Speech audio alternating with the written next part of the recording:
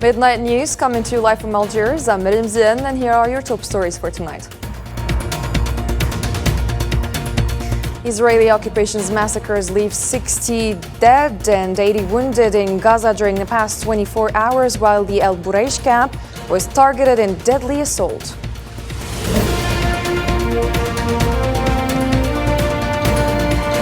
Next, Palestinians commemorate 76th Nakba anniversary amid the ongoing genocide on Gaza.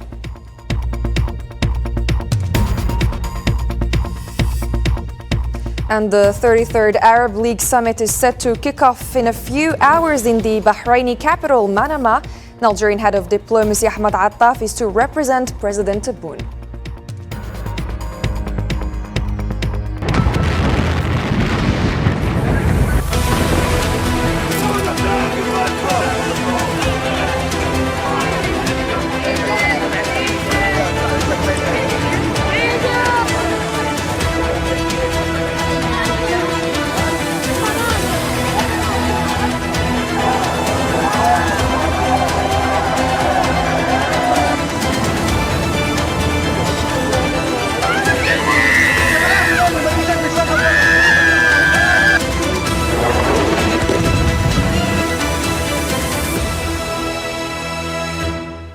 Welcome to the news. The Palestinian Ministry of Health in Gaza announced that the Israeli occupation committed 5 massacres against families in the Gaza Strip, resulting in 60 martyrs and 80 wounded who arrived at hospitals during the past 24 hours. The Ministry of Health announced on Wednesday that the death toll from Zionist aggression in the Gaza Strip has risen or has reached 35,233, with over 79,100 wounded since October 7th. Many victims remain under rubble and on the roads.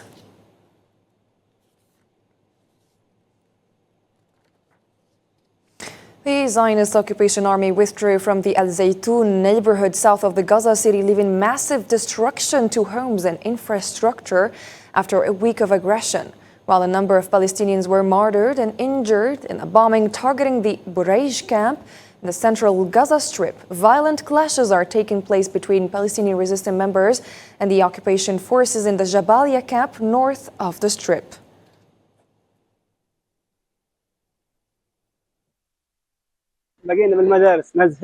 We found ourselves seeking refuge in schools, only to witness them become battlegrounds, leaving the streets stained with the blood of martyrs. Our ordeal is beyond description. The scant aid we received barely ease our plight. Where is the solidarity of our fellow Arab nations in this hour of need? Our people are in agony. Our children, our neighbors, all victims of this relentless assault.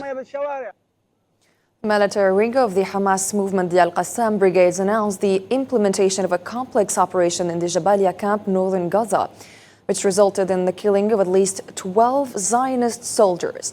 The Al-Qassam brigade said that its fighters targeted a D9 military bulldozer with an Al Yassin 105 shell and targeted a Zionist force holed up inside a house with 2 shrapnel shells and clashed with it. And as soon as the rescue force advanced to the location, a Shawaz explosive device was detonated in a Merkava tank. Al-Qassam fighters confirmed the killing of at least 12 soldiers in the operation.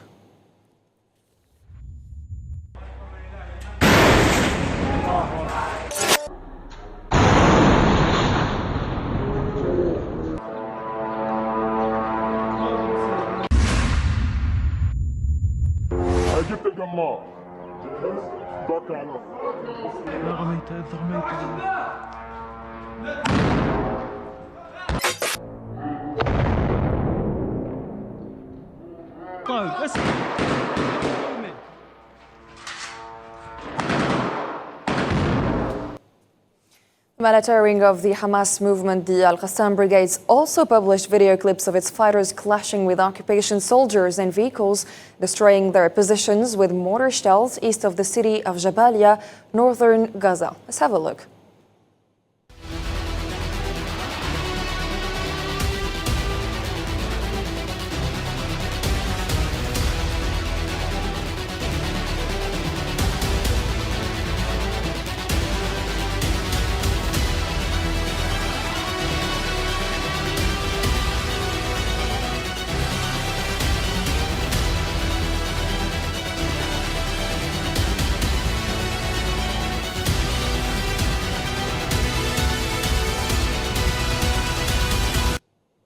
Part the military wing of the Islamic Jihad movement, the Al-Quds Brigades, published video clips of its fighters shooting a Zionist sniper stationed in a building east of the Jabalia camp. Let's check it out.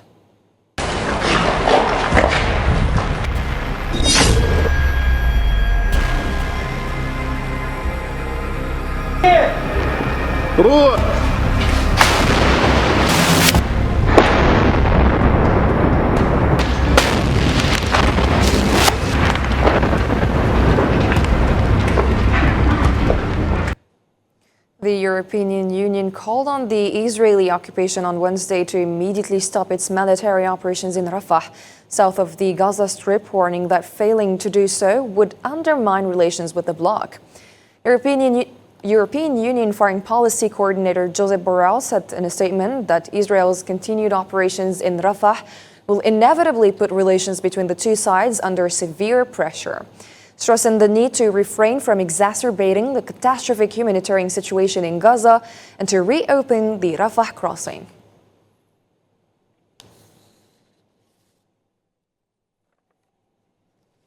Algeria expressed its hope that the support provided by the members of the Security Council for the International Criminal Court would extend to other issues, including the violations committed in the occupied Palestinian territories, including mass graves in the Gaza Strip.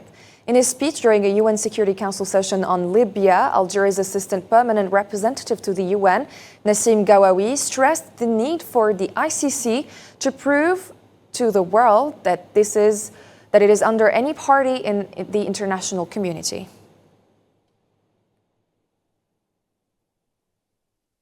We hope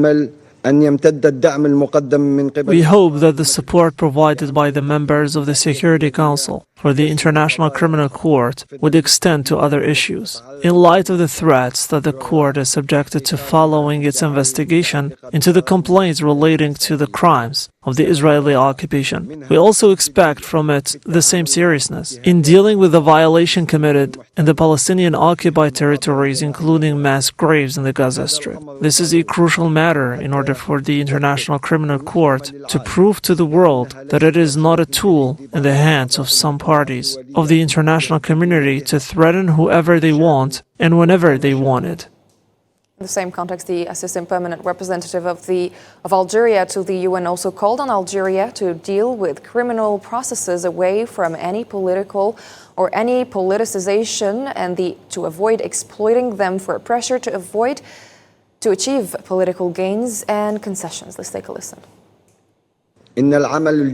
Forensic work is a technical investigation based on evidence and rules and must not be politicized in order to ensure its success. Therefore, we call for dealing with criminal tracks away from any politicization and avoiding exploiting them to pressure in order to achieve political gains and concessions. Palestinian President Mahmoud Abbas engaged in discussions with his Iraqi counterpart Abdul Latif Jamal Rashid, focusing on the latest developments in Palestine, particularly the ongoing Israeli aggression against Gaza. During their meeting on the sidelines of the 33rd Arab Summit in Manama, Bahrain, President Abbas reiterated Palestine's staunch opposition to the displacement of any citizen, whether from Gaza, the West Bank, or East al-Quds. He warned of the looming danger posed by potential Israeli forces' invasion of Rafah, emphasizing the humanitarian catastrophe it would entail disproportionately impacting innocent civilians, especially children, women, and the elderly.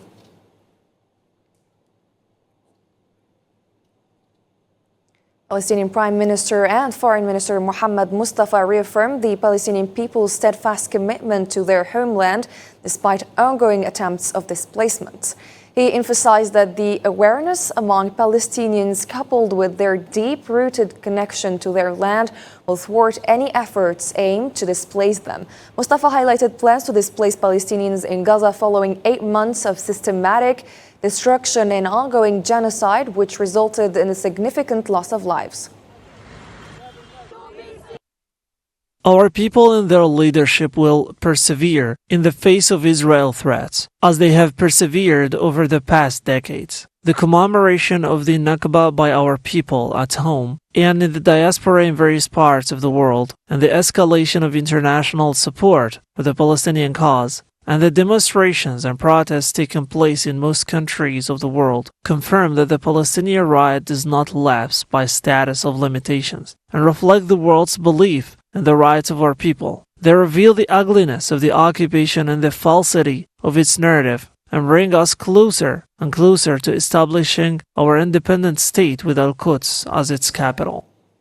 May 15 holds significance for Palestinians, that is, as it marks the Nakba, or catastrophe, symbolizing the mass displacement of over 700,000 Palestinians in 1948 due to Zionist occupation. This year, alongside the 76th anniversary, Palestinians are also reflecting on the ongoing war in Gaza that brought the memory of the Nakba, considered one of the most brutal and tragic periods in Palestinian history. Marwa Bdaiwa. Every May 15, Palestinians worldwide commemorate the Nakba, or catastrophe, which recalls the tragic events of 1948 when Palestine suffered ethnic cleansing and widespread destruction, leading to the killing of hundreds of thousands of people and the displacement of as many others. This year marks 76 years since Palestinians began enduring displacement and the agony of losing their ancestral land. On this date, Zionists forcibly expelled hundreds of thousands of Palestinians, continuing a legacy of oppression and exaction that still goes on, albeit in more subtle forms. In 2024, and as the history repeats itself, the significance of this anniversary is profound as Palestinians are subjected to the ongoing horrific and brutal genocide perpetrated by the Zionist occupation against the city of Gaza in particular. The Strip is witnessing perhaps the bloodiest chapter in the history of the Palestinian people. An immense suffering with tens of thousands, mainly women and children, are being killed every day during a prolonged Zionist offensive that started 7 months earlier. The distressing scenes from Gaza evoke memories of the atrocities of 1948, highlighting the continuous cycle of tragedy, displacement, and massacres endured by Palestinians. Amid escalating violence, Palestinians in Gaza are once again forced to flee their homes, seeking shelter in allegedly safe areas proclaimed by the Zionist authorities. Despite continuous Zionist attempts to erase Palestinian presence from their land, Palestinians have shown remarkable resilience over 76 years of ethnic cleansing and exactions. Their collective memory holds on to the promise of return, a claim on which the UN ruled in favor of Palestine in the 1948 resolution, and which was violated by the Zionist occupation. In addition to the firm determination of Palestinians to recover their homeland and their sovereignty despite Zionist violation of international law, their resilience that is supported on the international scene is reflected by the recent UN General Assembly approving by majority the right of the Palestinian state to full membership in the UN and the recommendation for the UN Security Council to consider favorably Palestine's request for full membership.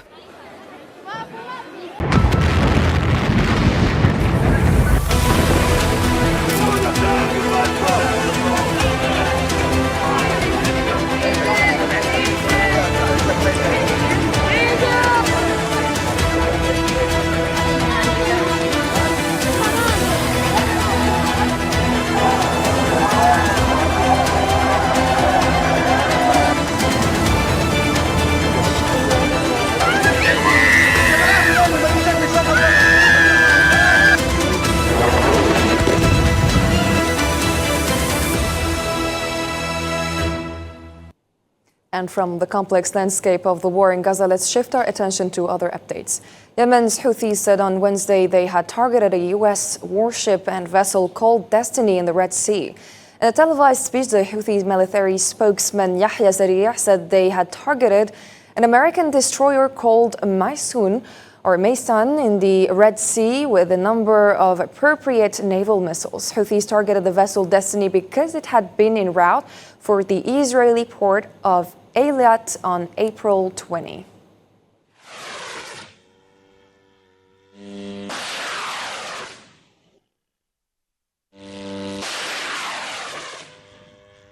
القوات المسلحة اليمنية The naval forces of the Yemeni armed forces carried out a military operation targeting the American destroyer Mason in the Red Sea. Using a number of suitable naval missiles, the strike was precise, by the grace of Allah. Meanwhile, the naval forces, rocket force, and the drone force of the Yemeni armed forces conducted the joint operation targeting the ship Destiny in the Red Sea. The strike was precise, by the grace of Allah.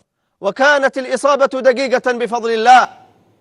The Algerian head of diplomacy, Ahmed Attaf, will participate in the proceedings of the 33rd Arab Summit taking place in Manama, Bahrain, in his quality as the special envoy of the President of the Republic, Mr. Abdelmajid Tebboune.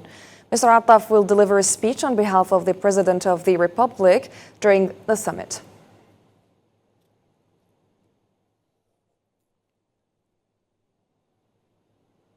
Algeria's Minister of Foreign Affairs and the National Community Abroad, Ahmed Attaf, made a diplomatic visit to Muscat, the capital of Oman, where he held on Wednesday discussions with His Majesty Sultan Haytham bin Tariq. During the meeting, Attaf delivered a written message from President Tebboune expressing fraternal greetings and conveying best wishes for Oman's continued progress and development, as stated in a press release issued by the Algerian Ministry of Foreign Affairs.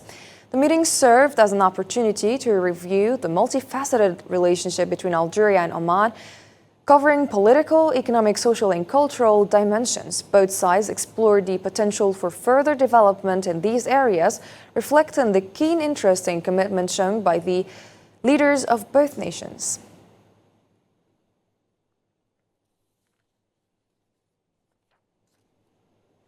The Secretary General of Algeria's Ministry of Foreign Affairs, Lounes Magraman, welcomed the Assistant Executive Director of the World Food Programme, Valérie Newsom-Garnieri, along with the Regional Director for the Middle East and North Africa of the World Food Programme, Colleen Fleischer-Schneider, during their official visit to Algiers. The Foreign Ministry underscored the World Food Programme's unwavering support for Sahrawi refugees and a robust collaboration between Algeria and the agency. Additionally, it noted the visit would incorporate a journey to the Sahrawi refugee camps near Tindouf for the World Food Programme delegation.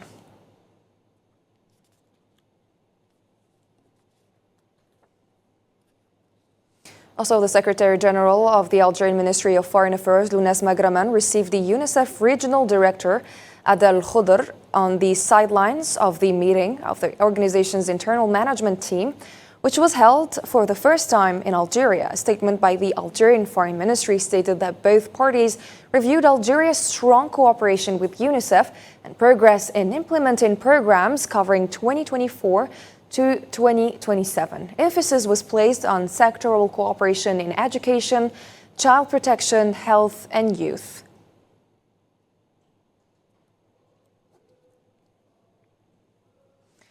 Sonatrach Group and the Algerian General Directorate of Civil Protection signed a funding agreement to equip 3 civil protection helicopters with highly advanced medical equipment used by medical teams to provide urgent assistance during the rapid response events, during safe air medical evacuation operations.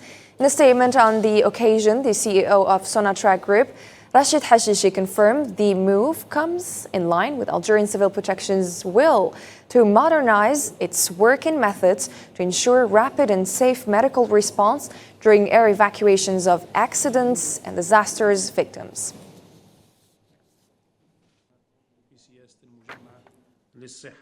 إن التوقيع هذا على مثل هذه الاتفاقيات. The signing of such agreements gives us more honor by contributing to facilitating the work of the civil protection agents who endeavor to provide assistance to citizens and sacrifice their lives to save lives and protect properties. The mission of civil protection goes beyond the professional dimension, as the intervention of its agents has taken a humanitarian dimension, as everybody can testify, in addition to its prevention and sensitization role to build the capacity of people and institutions to confront dangers and catastrophes. والتحسيس لزيادة قدرة المواطنين والمؤسسات في مواجهة الأخطار والكوارث.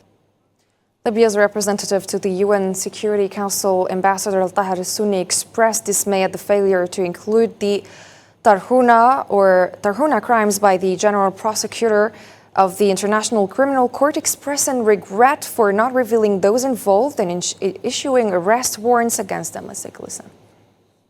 لاحظنا في هذا التقرير إسقاط كامل. We have noticed that this report doesn't mention the crimes committed in Tarhuna as a file under investigation. For example, in Article 42 relating to investigation between 2014 and 2020, we noticed that the investigation on mass graves in Tarhuna, or the Tarhuna crimes as previously called, was not mentioned. It is also the case in Report 26, knowing that the Tarhuna crimes were mentioned since Report 19 until Report 25. You put them, Mr. Khan, in your data as a priority, but in your latest report, they completely disappeared. كأولوية. ولكن في تقريركم الأخير اختفت تماما. More international news with Hussein Berkan. Slovak Prime Minister Robert Fico was shot and wounded in the abdomen after a government meeting on Wednesday. Witnesses heard several shots fired after the meeting in Handlova, northeast of the capital. Police detained the man and security officials pushed someone into a car and drove off. Slovak media said the shooter was a 71-year-old man, but the motive was not immediately clear. France declared a state of emergency in the Pacific island of New Caledonia on Wednesday, after 3 young indigenous Kanak and a police official were killed in riots over electoral reform. The state of emergency will give authorities additional powers to ban gatherings and forbid people from moving around the French-ruled island. 500 police officers were sent to the territory to reinforce current forces after rioters torched vehicles and businesses and looted stores. Schools have been shut, and there is already a curfew in the capital. Several hundred Armenians demonstrated in Yerevan on Wednesday to protest the government's intention to cede land to neighboring and arch-rival Azerbaijan as part of peace talks. Several demonstrations have taken place since April to protest against this decision by the Armenian authorities to hand over to Azerbaijan villages conquered and controlled by Armenia since the 1990s. Indonesian rescuers intensified their search efforts on Wednesday to locate dozens of individuals still unaccounted for following floods and cold lava flows that claimed the lives of 67 people on the island of Sumatra. Some of the missing individuals have been found, bringing the death toll up from the previous count of 58. Currently, 20 people remain missing. Torrential rains triggered flash floods and cold lava flows from Mount Merapi, the island's most active volcano, affecting 6 districts in western Sumatra. That's a wrap for tonight's program. If you missed any part of it, you can check it on our social media platforms. Thank you for joining us and see you tomorrow.